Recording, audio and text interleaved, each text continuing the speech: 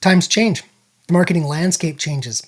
One thing that's been solid as a rock for decades is email. For scaling brands, we find that 65% of revenue in Klaviyo comes from buyers.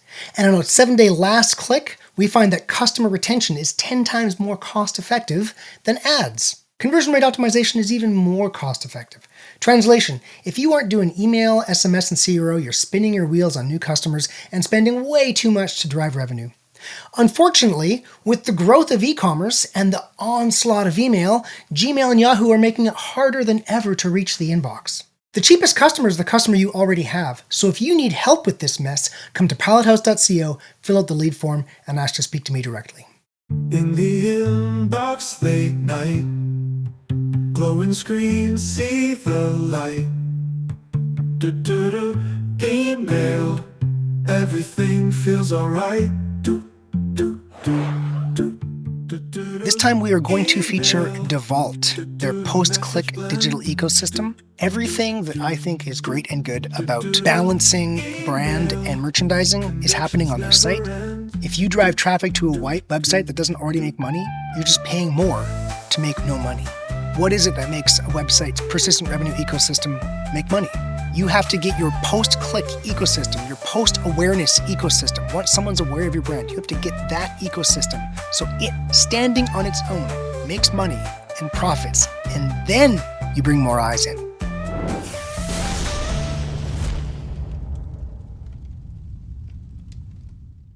It's the world's best email and retention podcast, and I'm your host, Jordan Gordon.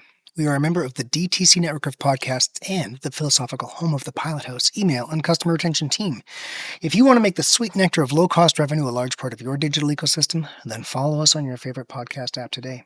This time we are going to feature DEWALT, their post-click digital ecosystem. There's some good stuff in here. I'll say this. Well, it was a joy going through their site. There are a couple things I found that maybe I think aren't great, which I'll point out, but overall, wonderful.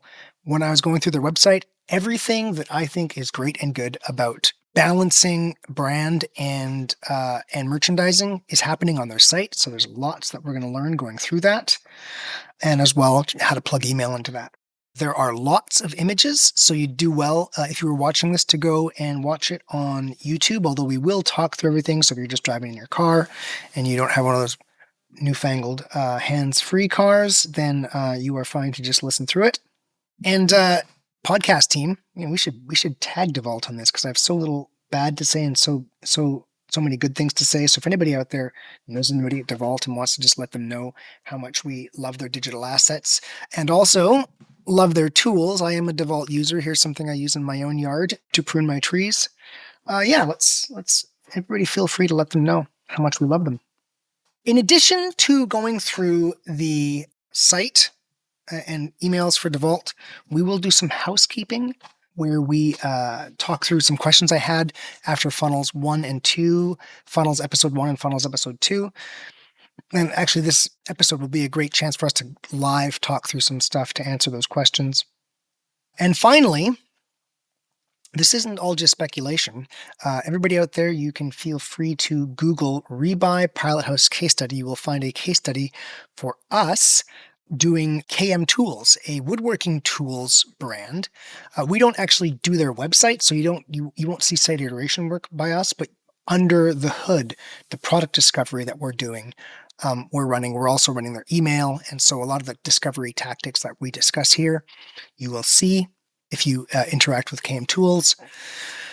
And check out the Rebuy Pilot House KM Tools case study to see how we do similar things to what we're discussing here for DEWALT.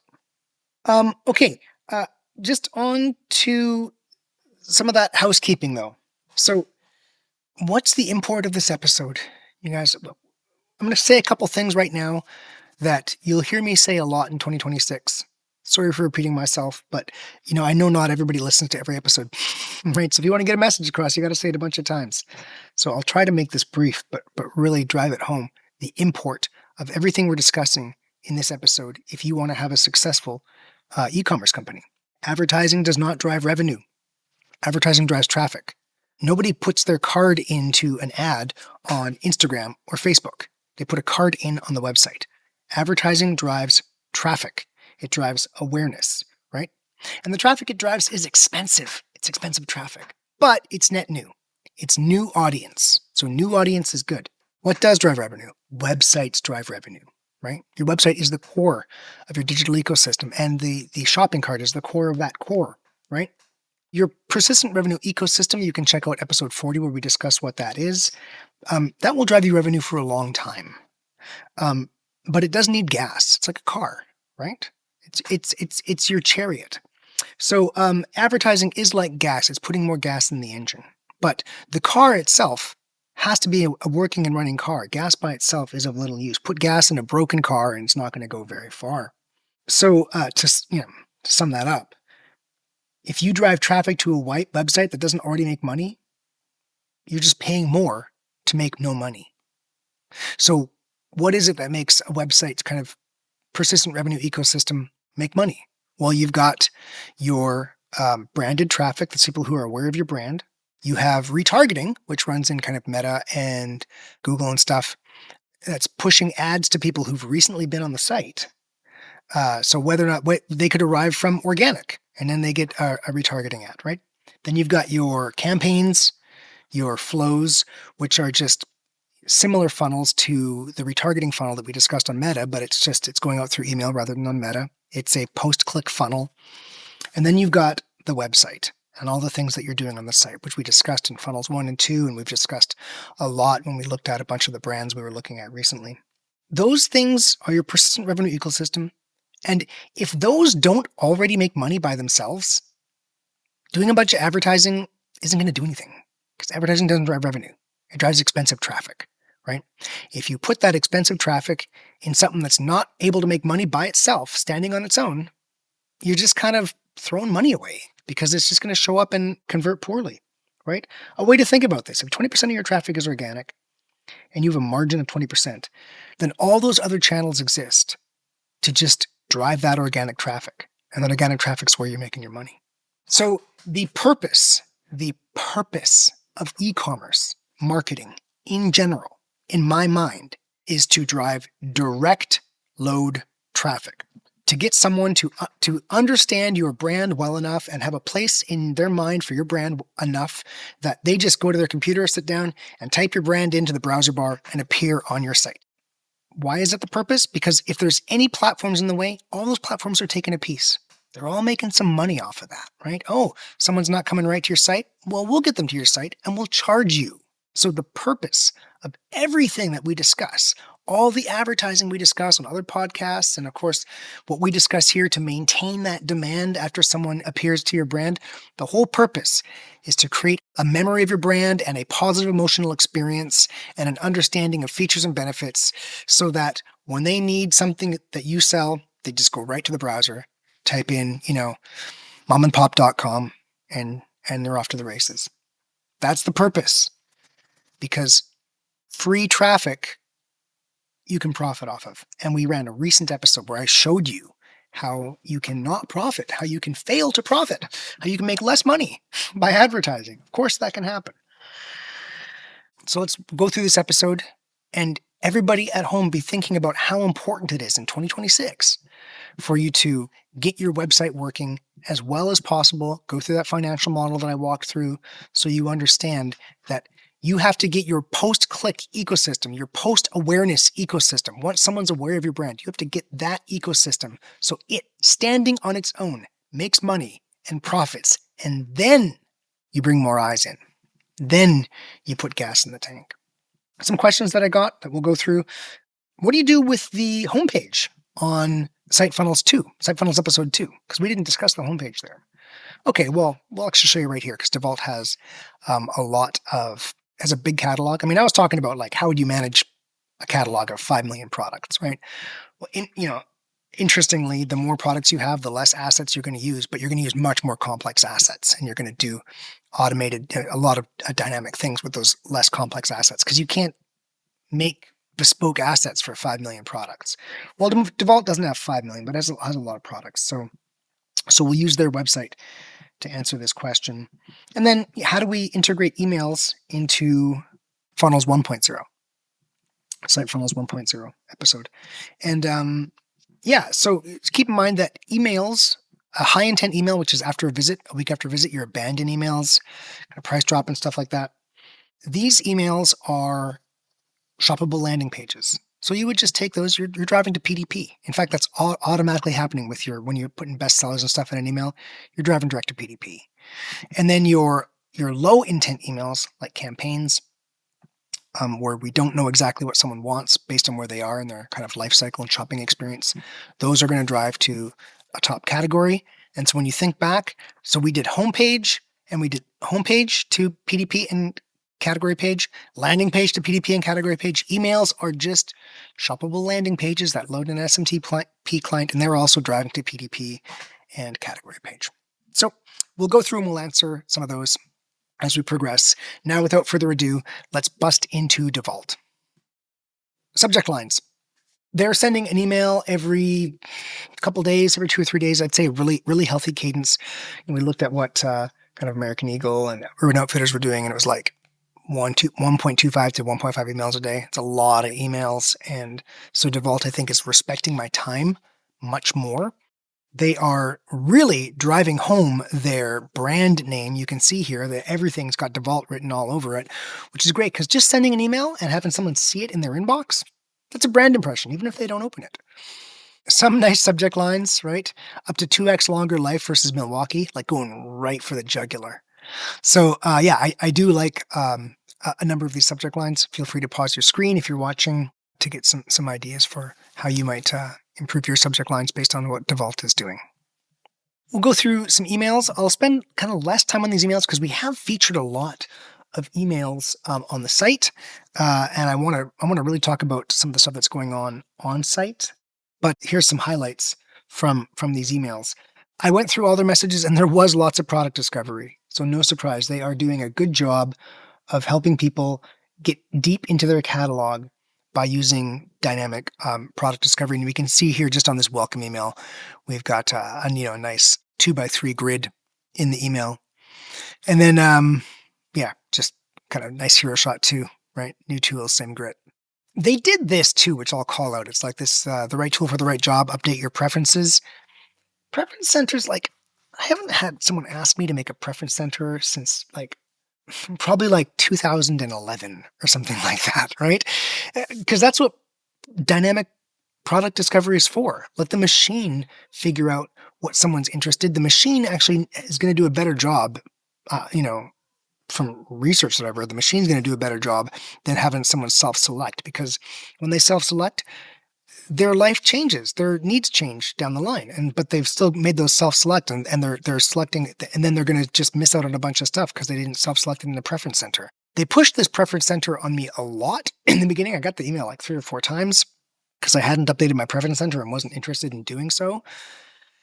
And also, if you look here, email's actually broken. So that is early on a little call out. Yeah, might have been, it might have been something particular to my inbox or how long it had been since I looked at the email or something like that. But point being, a little bit of a sad spot on an otherwise really strong digital ecosystem, which we'll continue going through. Yeah, here's this lay down the line, and it's one of those little things for putting a line for a straight cut, and just tons of product discovery. So like I'm saying, wow, doing a great job. You may also need, and featuring all the different tools that match that. But also, hey, what you need, where you need it, a kind of great table with all your tools in it, tool chest. I mean, man, I would love this in my basement, right? So, but great looking email, and you can see there's some content in there talking about why it's great. So this is not dynamic product discovery. This is the campaign. Of course, I'm not saying don't do campaigns in your email program. Do campaigns in your email program. So here's a great example of that.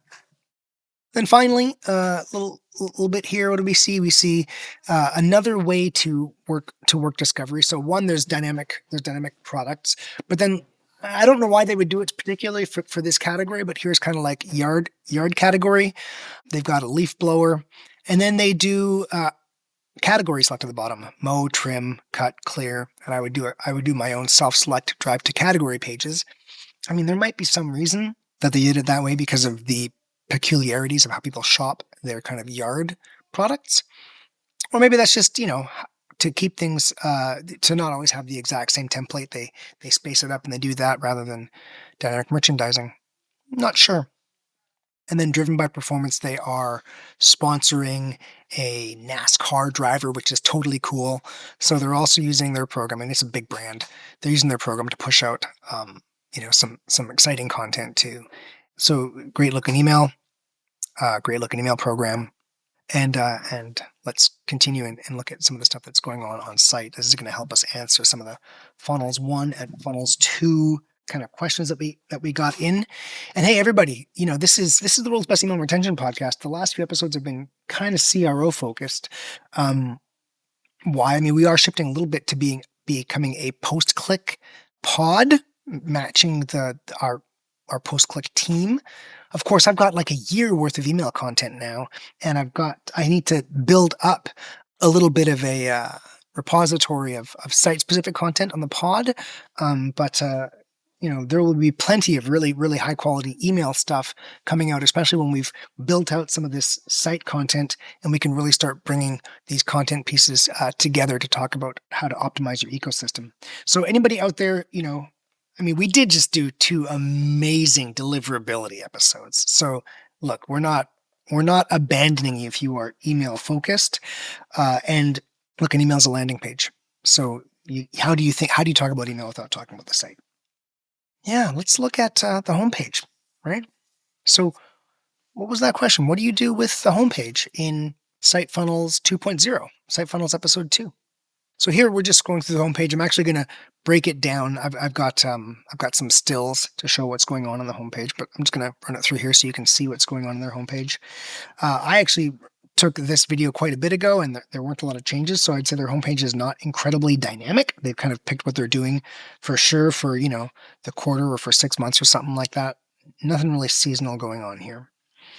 Let's scroll down and talk about the order of the things that we see here, because if you recall back to Funnels episode 1 and Funnels episode 2, Funnels episode 1 specifically, we were talking about homepage order.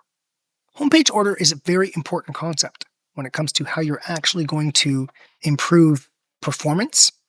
I see plenty of really pretty websites that aren't doing anything because they just don't have those simple funnels figured out, right? What are you trying to accomplish? We are trying to get someone to get a product in their cart, and you want to have, the shortest path possible, that still functions, right?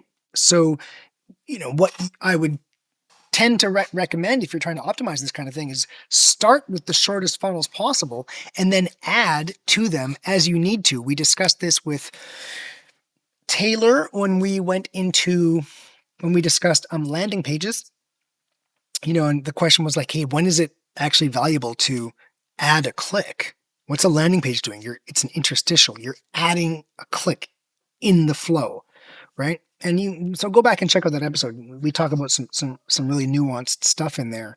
But bottom line, you're going to want to build the shortest funnel you can and then add to it as necessary to see if it improves conversion, right? Also, a point here, this DEWALT's a huge brand. And so there's a lot of brand stuff going on here too. And of course, whoever's the marketing team here has to manage that brand experience along with just having a high converting website. They've got, they're in like whatever, Home Depot and stuff. They've got a brick and mortar experience that they need the website to support as well. So this is not a super pure play version. Now, when we go back to Site Funnels episode 1 and 2, we were talking more pure play there. And so, the focus is really just on those very tight funnels. Let's talk through the order of stuff here. We'll just talk about the order, okay? So homepage. First thing we got is the first cut to the final nail. That's the brand promise. They've led with their brand promise. Remember Site Funnels 1? We led with, what I showed was leading with a featured product above the fold, and then brand promise below the fold, featured product going to a PDP, brand promise going to a category page. So that would be, if you were a brand, that's for a brand with less SKUs than DEWALT, because you would have to have a hero product for that to work. And if you didn't have that, you'd reverse it and you'd start with that brand promise going to a category page and follow up by bestsellers going to PDPs. Now, in this case, when we actually click through, and I'll show you some stills of this in the coming slides, we move to not a category page, but to another content page, which you would have to progress through to get to products. So that this is very brandy. And again, like I say, they've got a brick and mortar experience. This website's doing more than just converting. So they give that brand promise and they don't go right to shoppability. They go to more content and they help to build that brand experience. After that, we have a section that I would call fluff and stuff. You see fluff and stuff on lots of very brandy websites. Learn more, build your workstation, lift your performance, and we'll go through and we'll talk about the build your workstation and discuss some fluff and stuff later. Then we've got leave a review. So how would that get there? Somebody in corporate's like, we need more reviews for our SEO or something like that. So that's how that ends up there. Fine, no problem there. Okay, built for heavy lifting. It's a jack. Okay, this has been on there for a while. Like I said, this homepage, I looked at this homepage months ago, and it has not changed since then. So they're really pushing these jacks. So again, I said there were some things I would call out. It's a beautiful site and it does everything it's supposed to do. There's a couple things I did notice that I'd call out. And again, these, who am I? Maybe I'm wrong, but because I don't know whose decision it was to feature this and why and for how long. But hey, it's been like months and months and months and months and months. So why not feature something other than the same jack, right? If I could start calling some stuff out. We'll go through the actual pages. Okay, this is where it gets a little bit interesting, and I want to talk about this specifically. Then they've got these categories right here. Well, actually, there's some more fluff and stuff. We do get some more fluff and stuff in here. We can see it right there, a name that means something, right? I mean, look, you already kind of did your brand promise further up and led to a content page. So I'm not sure why they more fluff and stuff here, but let's talk about these. They've got featured categories and then they've got proper categories. And actually, I think some of it, a little bit, has been cut off from this. This is a long homepage, so there's some stuff that maybe we don't see. But when you go through the site, if you go there right now, you'll see that they've got these featured categories, and then they've got proper categories, and then they've got bestsellers. And so the featured categories lead to a content category hybrid, which we'll look at. And then the proper categories lead to what I would call a proper category page. And then at the very bottom, they show bestsellers, and you can see some bestsellers here. Finally, they've got a pretty high quality search, which we'll talk about. But let's sum this up and talk about, hey, how do we think about homepage in the site funnels 2, right?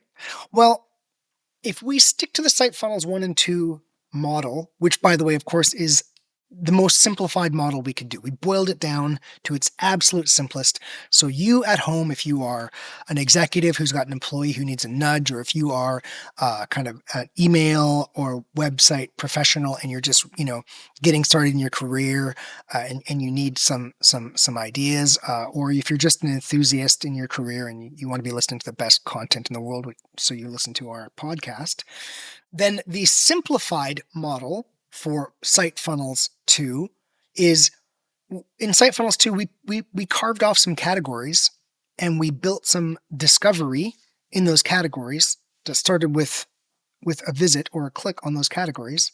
So you would, in the basic model in Site Funnels Episode 2, you would feature those categories because you want to drive traffic into your high quality assets that you've built, of course, right? So it would be, by the basic model, category features, right? And then because you start mixing these two models together, okay, well, maybe we are going to lead with a brand promise. I mean, if you are if discovery is the name of the game and you've got a whole lot of stuff going on, there's nothing wrong with leading with absolute content, pure content to explain. That's what they've done here, to explain who they are and what they sell, and then start progressing into that discovery. So, I mean, I wouldn't speak out against that. Again, the important thing is just testing. The more pure play you are, the more it makes sense to get people into shoppability sooner than later. The model, the pure model, is feature the categories that have technology built on them, right? Makes sense. So now let's talk about what they're doing, and let's talk about the models based on what they're doing. They're going from as wide as possible. It is brand promise leading to content. Actually, let's go. Let's continue and look at some of these assets, okay? So here is from the first cut to the final nail. I clicked through, and what did we get to? We got to great looking content, right? And from here, we're able to continue to click throughout their ecosystem. Some things are going to lead to shoppability, some things are not. They've got a lot of rich content here, right? Another piece of kind of pure content is this built for heavy lifting. Like I said, they've been featuring a jack on the site for a long time. And if you look here on both of these pages, what you do not see is a product. You see on both of them a video. Like if you're leading with a video and you've got no clear shoppability, it's pure content. So really above the fold, where did we see? We saw built for heavy lifting. We saw the brand promise, fluff and stuff, which we'll talk about, leave a review, which was just a little bar, and then built for heavy lifting. So really it's the brand promise, fluff and stuff, and heavy lifting. And both of those, brand promise and heavy lifting, lead to pure content. So wow, they're actually leading in a major way with brand, because fluff and stuff is always driven by someone brandy anyway, right? And then later on, we start getting into categories. So they've started as wide as possible, right? And this, again, I'm not sure why they'd be featuring this jack for so long. My guess is somebody's just left it there on the homepage. Look, I've worked on websites for a long time. There's stuff that's just been sitting there for a while. You're like, why is that still sitting there? I don't know, but there's nothing on the marketing or product list to change it. So I guess it's going to stay. That stuff happens all the time. And as long as it's performing, who cares? Now, if we continue, here's some fluff and stuff. Look at this. Build your workstation, and I get to drag stuff on, and they change. There's colors that happen. There's always somebody somewhere, in the organization that's like, hey, let's do this cool thing, right? It's this custom developed solution that you have to maintain. It creates technical debt. It's questionable how much it actually sells. You see that stuff all the time. I don't know. This thing might be a big seller. I don't know. But if I had to call out some of the stuff, again, this is an amazing digital ecosystem. But, if I got to call some out and be a straight shooter, there was an email that appeared broken in my inbox. And then there's some stuff that's hanging around. And then there's this thing. So maybe it's selling really well. I don't know. I can't know. But it's just some fluff. It's just some fluff and stuff. And what do I see this thing doing? I see it in the way of getting people to some great video. I mean, the video content's amazing, but also just getting people right on PDPs, because funnels, episode 1, get people on the PDP, get them into funnel 3, which is figuring out how to get them to add a PDP, to add to cart from PDP. So yeah, some fluff and stuff that as we continue down the site. Here, it gets kind of interesting. Like I said, they have 2 types of categories here. The first one is this precision with every step. They have a category page that is full of content and it's got products. So yeah, you can get to PDP, but there's also all kinds of content going on. And I think these are powerful, because think about like DEWALT, think about the brand, all the different tools they have, all the different uses for those tools all the time. Like, oh, I got the wrong thing. Right? That's just kind of using tools. And so I'm just taking the time to build these high quality content pages that sell the products, but also really explain, why this tool is right for this job, is very powerful. Now, but then look at the pure category pages. What do we see here? So power tools. First of all, featured products at the top. So all the best sellers. First of all, drag all the best sellers to the top. Great. And then below that, okay, you've got a scrollable grid so you can shop through products. And then a crazy side menu with all the different categories of products they have. So it'd be very difficult for me to not find, look at that, leave a review, enter to win. Yes, in fact, somebody at corporate's like, we need more reviews. I knew it. It'd be very difficult for me to not find what I'm looking for on this very high quality category page, because I've got my best sellers and I've got highly kind of browsable menu to help me find what I'm looking for. And kind of on the previous page, yeah, I've got featured products. I've got bestsellers there too. But rather than that kind of findability and discovery, I've got this great content. And of course, no surprise, they've got the content category hybrid above on the homepage, and below they've got the pure category page, because here at the World's Best Email Retention Podcast, we're giving you the real tactics by real e-commerce professionals. I mean, it's not like I've thought all this up. I've, in my 25 years, worked with some of the smartest people in e-commerce. I'm blessed with that, and I can just bring to you these ideas so you can understand. So what they're doing, again, like I said, what they're doing fits into everything that I feel and know to be great and good in e-commerce. And we can see how site funnels 1 and 2, we can see how those are truly the right way to think about structuring your website, right? And once you have that structure, then we'll start talking about, hey, what are some of the things that we're going to use to fill in on that structure? But if you don't have that structure right, if you don't have a structure designed to sell your product, which would be taking people through kind of your homepage. The homepage, as you can see, is a bit of an awareness funnel too. So we've got an awareness funnel out in the world of advertising. And then if you think back to some of the very early slides in Site Funnels 1, where we had the high volume, less aware or less qualified traffic, and your low volume, high qualified traffic, homepage must address all of those. There is an awareness funnel on your homepage, right? So always we are taking people from unaware to aware, low intent to high intent. This kind of back and forth tennis match is always happening everywhere in your digital ecosystem. You will see it every single place. There's a progression of information, a progression of touch points. This is what's happening, and you can just see it. Once you know what you're looking for, you see it everywhere. In fact, I see it clear as day on DEWALT's high quality homepage. Good job, DEWALT team. I'm quite in awe of how you're doing this. Here's just a view of their pure category page. We've got our featured products we can click through, right? Leave a review, enter to win, right? And then, at the bottom, yeah, you can just see here. I go to the menu. The menu is a great menu, by the way. Not a bunch of crap going on there. Just straight to the point. Look, this is a tool company, so I'm not surprised.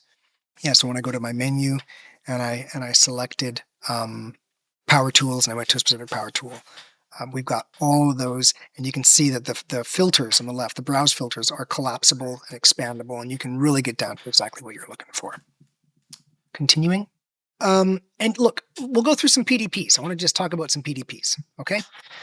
This is a pretty good PDP. I was really happy with this. It was a compressor, and what am I seeing? Some pneumatic guns. Makes perfect sense, right? And then, so that was a cross-sell. Here's pneumatic gun. And then below that, they also had upsell or bundle, let's call it, where they showed you a cable for your compressor to lead to the pneumatic guns that we showed you. So, the kind of the discovery and kind of upsell, cross-sell functionality on this page is exactly what I would have expected it to be. And then below that, blog. And so look, they've got such high quality content, and we've talked about this before on very early episodes, maybe even before it was the World's Best Email Retention Podcast, when it was still we were just coming on the DTC podcast, our partner pod, or our parent pod. If you think about someone who is from aware to unaware, from unaware to aware, from low intent to high intent, if you think about a digital asset that's designed for someone who is showing intent versus someone who is not showing intent, they are inverted. This is exactly the same for a campaign email or a reactivation email versus like a browse abandon email, right? So at the top is the specific thing, right? The specific thing in this case is the product that you're looking at. And then you go through and, okay, then we got there's often some marketing stuff, right? There's some fluff and stuff in there. Oh, and we do some upsell, cross sell. And at the very bottom, if none of that did the job, Okay, then we're going to open it up wide. So we start as specific as possible, this product. And as we go down, we progress to less and less and less and less specificity and kind of minimum specificity or minimum targeting. There's blog. So none of that worked. Okay, let's just get them on the blog and maybe help them discover what is right for them. And what could be higher intent than your PDP? And let's flip that and look at homepage, where we started with minimum specificity, where we talked about that we did the brand promise leading to a content page, leading to a bunch of videos and stuff. And then as we got down, then we got to higher specificity, which would be kind of actual products. We got to bestsellers at the bottom, which is, very likely a PDP that someone's going to end up on. So, in their case, why are we not just trying to get someone on a PDP? Because we have no idea what they're interested in. So when I looked at this PDP, I saw, hey, perfect, right? It's doing exactly what you would expect for where someone is in kind of, the awareness and intent meta ecosystem, if you will. Oh, I got to use that term more often, the awareness and intent meta ecosystem. Yeah. Okay, but again, I'll call it some stuff. Great website, but I gotta find some stuff. I can't just be a fanboy for their website. So here's some PDPs that didn't have any upsell cross sell, and this is a drill. There's two kinds. There's ones that go grrr and ones that don't. Sorry, I don't actually know. I don't know the names of these different kinds of drills. I just know that I like to buy it when you get the set, so you get both. One's called a hammer drill, maybe, or something like that. I forget. But yeah, this is a kind of drill that goes well with another kind of drill. And it didn't even try to sell me the other one, right? Or bundle them or anything like that. We do heavy bundling like that. Hey, this goes with this. We do that. That's like a core part of our service, because we're trying to get companies not as big as DEWALT punching above their weight. And part of that is really, really, really squeezing the juice on getting people to discover more products and add products to products. And if you go to funnels episode 2, you'll see that both email and retention, both email and website work in that way and hand off to each other. And then, lawn, it's a lawnmower. And again, just not really trying to get me to buy anything else. So I'm confused. I'm confused why it's on some sites, some pages, not the other. I don't know what that is, and I can't help but think that's a miss, that we're not right here above the fold, or at least very close to the fold, saying this goes well with this, right?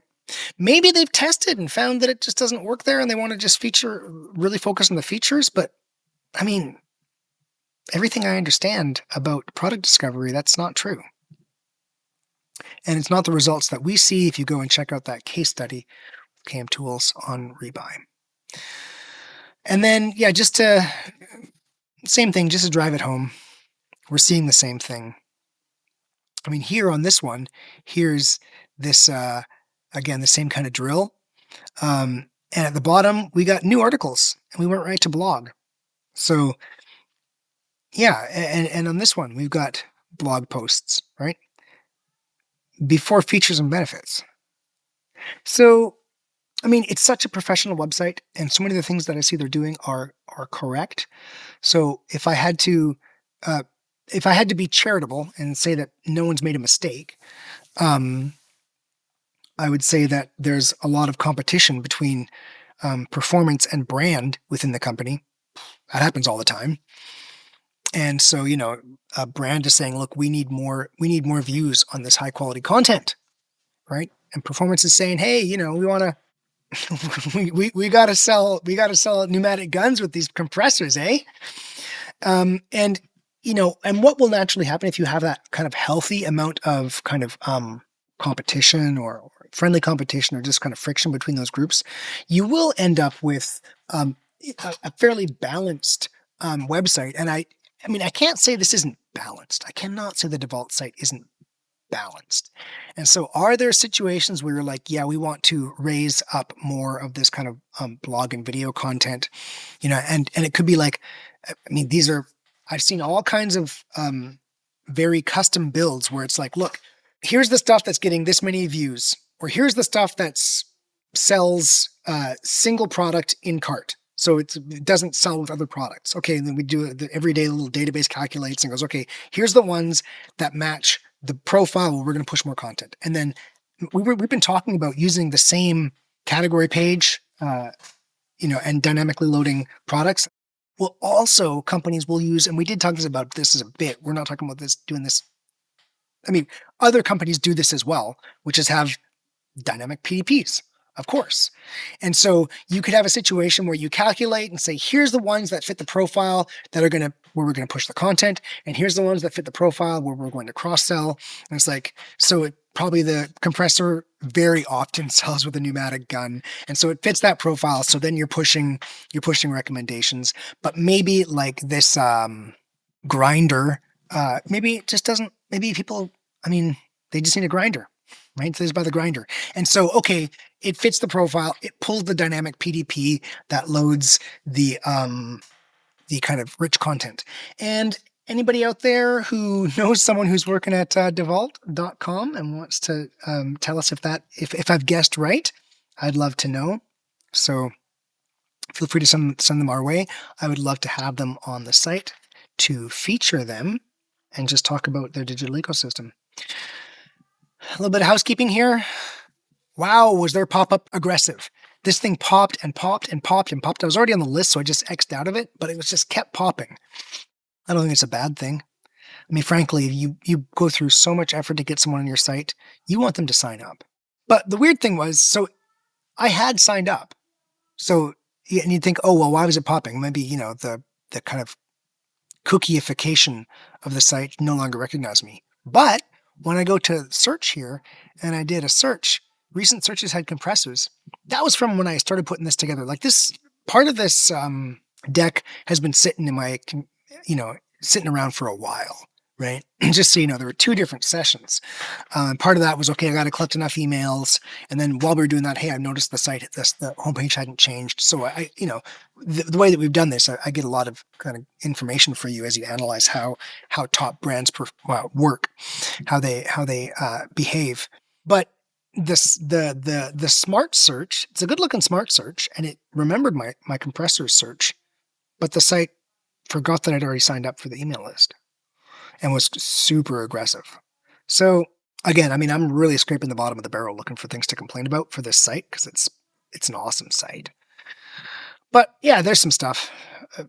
Aggressive pop-up without any need. And I'm happy with their search. And so when we talk about rebuy recommendations, they do recommendations. They also do search. And improving your search, if you've got a lot of items, we've got some brands with really, really, really high SKU counts. And smart search is a very large source of uplift with rebuy if you've got a large catalog. And I've personally before at really big companies, because been doing this for a long time, and we discussed that early on, it was online. It was all like large. There was so much large category stuff, listing services, and search was critical. Right now, you can be a brand and you can launch, and search isn't as important. But and so there's not as much focus on that. But if you've got a lot of SKUs, there's huge uplift in search. Huge opportunity, especially since it's just not focused on as much. It's not talked about as much, right? In terms of kind of pure play e-commerce. So yeah, they got a good search. Yeah, we'll close this off by just doing a little comparison to Makita. So to just compare and contrast, I did go to Makita's site. And so I'll talk through a little bit of stuff. One, it was tricky to subscribe. They actually didn't pop, and I'll talk about why it doesn't pop in a second. There was no pop-up. So I had to go to the bottom of the page and sign up through email. And look at my welcome email. Pretty simple, not incredibly inspiring.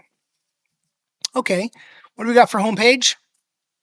A slider. I'm not into this. Because you see something, you're like, oh, I want to look at that again. You got to click around, or you're looking at it and it goes away too fast.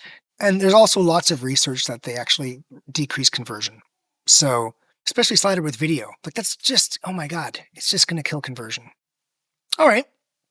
Then we get to a category page.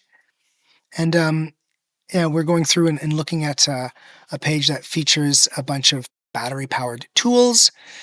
And wow, huge page, tons of content. And hey, where are the products, you say? Well, actually, you cannot buy the products through their website. You have to find a location. This is a non-e-com site. So you know what? It's all content. And the kind of like interplay that we discussed, site funnels, episode 1 and 2, and how that relates to what DEWALT's doing, out the door. The conflict between brand and performance, out the door. This is just pure content. This is pure brand.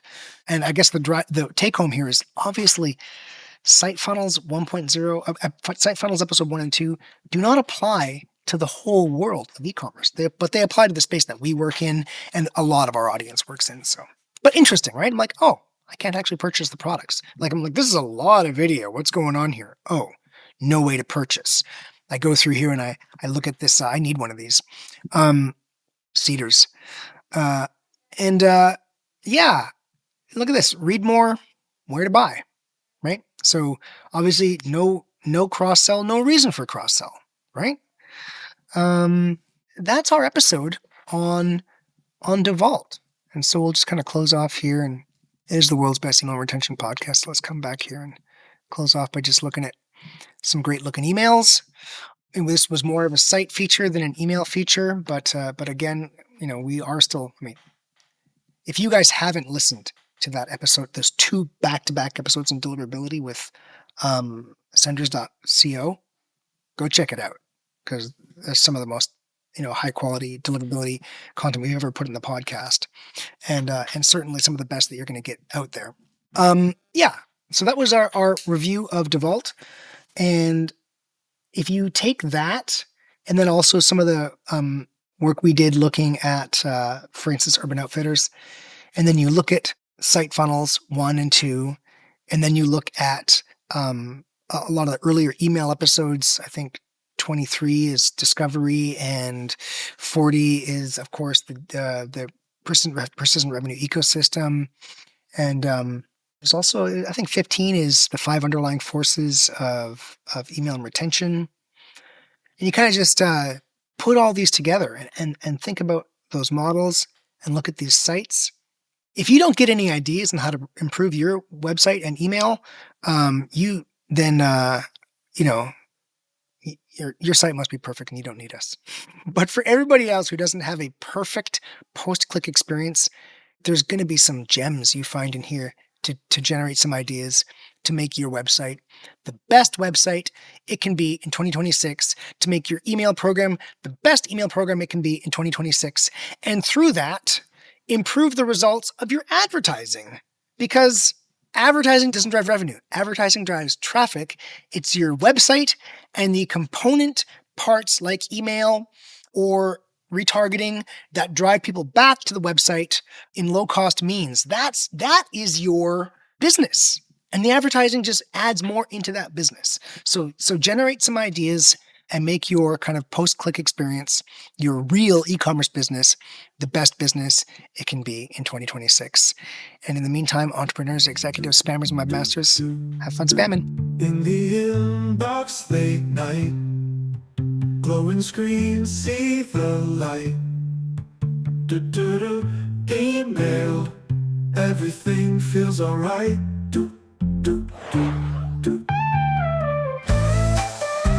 Hey entrepreneurs and spammers, remember, you can't scale without email, and the cheapest customer to acquire is the customer you already have. So please subscribe to the world's best email and retention podcast and learn how to make low-cost revenue a big part of your digital ecosystem.